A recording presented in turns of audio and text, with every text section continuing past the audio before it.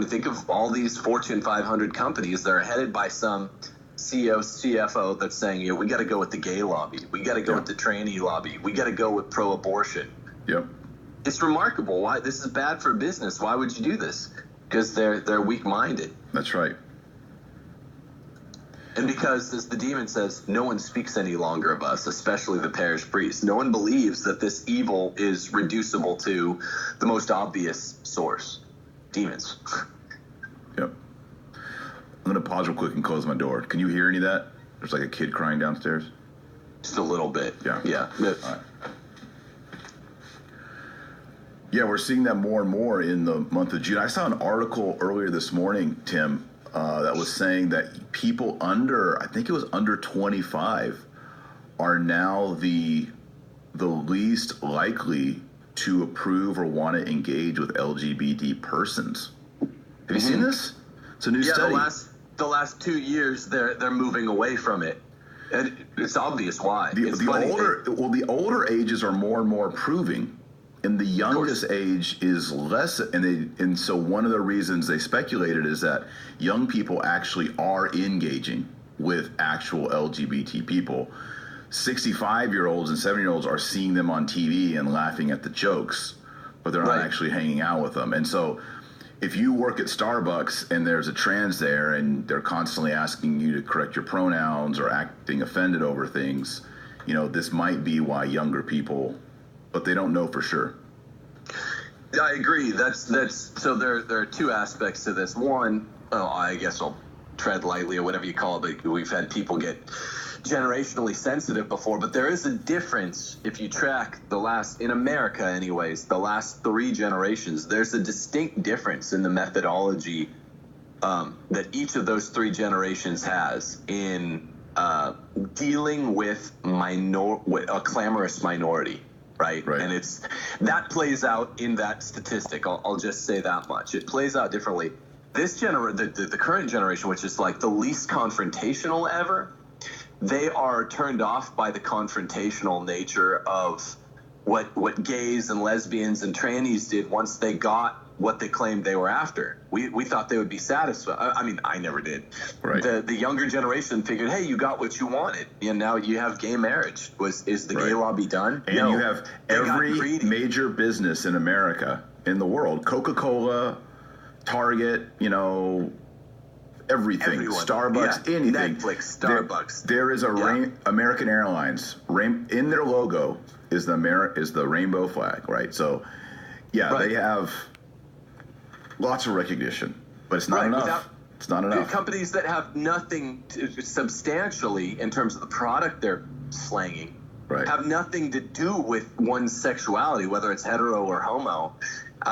So you don't even have to be like, hey, I'm your pool chlorine provider. I support gay. It's like, what has that got to do with anything?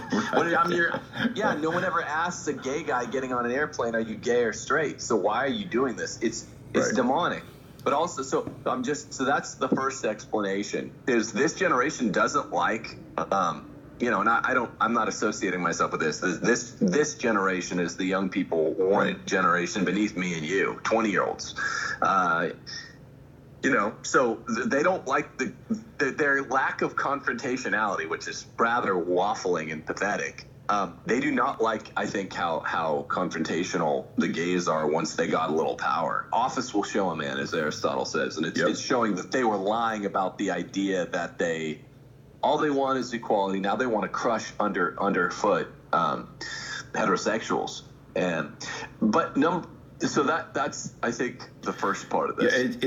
They're going for equal outcomes, which we've seen in the feminist movement. They want equal outcomes. There's another story that came out that they were talking about on this dating app. The numbers I don't have exact, but they were something like, of people registered on the dating app, only 2% of heterosexual male and females said that they would be open to dating a transitioned trans person. Whereas homosexuals and bisexuals were more. It was like 40% or something. And like, how could, after all of this progress in our society, how could heterosexual people be so,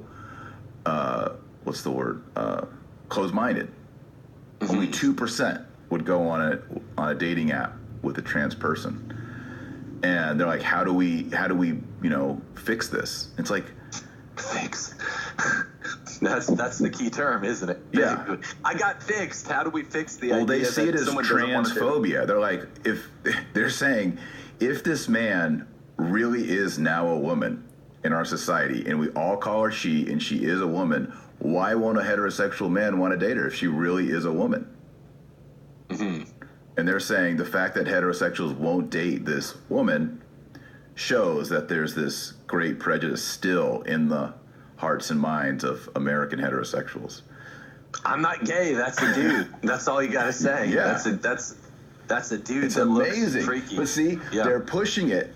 And I think this might be why younger people, your 20-year-olds, they're hearing this and like, wait, you're saying that I've done everything I can to be pro-LGBT, and I bought the t-shirt and I hugged my friends and all that. You're saying now that unless I date trans people, I'm part of the problem too? And that might be the reason like this is ridiculous, Right. I agree.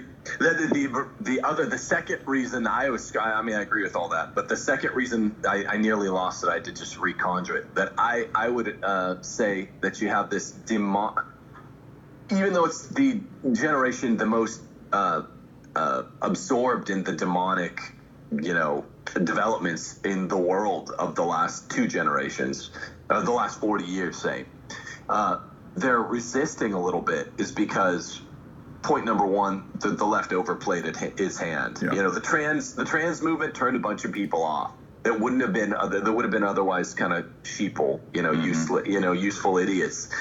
But they're just like, dude, no, I don't want to date that dude. That's an ugly dude dressed in monstrous, horrible woman's clothing. It looks frightening. The second reason that older people of our parents' generation sometimes look at this and like you hit the nail right on the head when you're like, you watch TV and it's like a joke. It's like, oh, this is kind of funny. They're making jokes, and whatever you're watching on NBC, that's kind of cute. That's kind of savvy. It's kind of with it. It's like, that's not what it is at all. When you're on the ground floor, reaping the ugly harvest, the badly sown seeds of a poor harvest, later in the year, and you have other people that, because these idiots are watching TV and they're kind of just drinking it in and being useful to the Leninists out there writing the stuff. And spreading the message, you're like, no, I'm seeing this on the ground floor. The same thing happens with immigration, right? I mean, I live in the great Central Valley in California, which is ground zero for illegal immigration, right? I mean, it's an influx. And so when I hear some Republican in New Hampshire or Vermont, talking about like, oh, we should just let them in. It's like, you don't know what you're talking about. You're a damn fool. You don't understand. Like, this is an outright influx. We need a wall. And so it's the same thing with pretty much all young people who are going to college, and their parents or their grandparents might be like, hey, I kind of supported Adam Lambert or whatever. He got ripped off on whatever it is, American Idol. I was coming around. I felt bad for him there. That made studies showed that made an inroads with older people.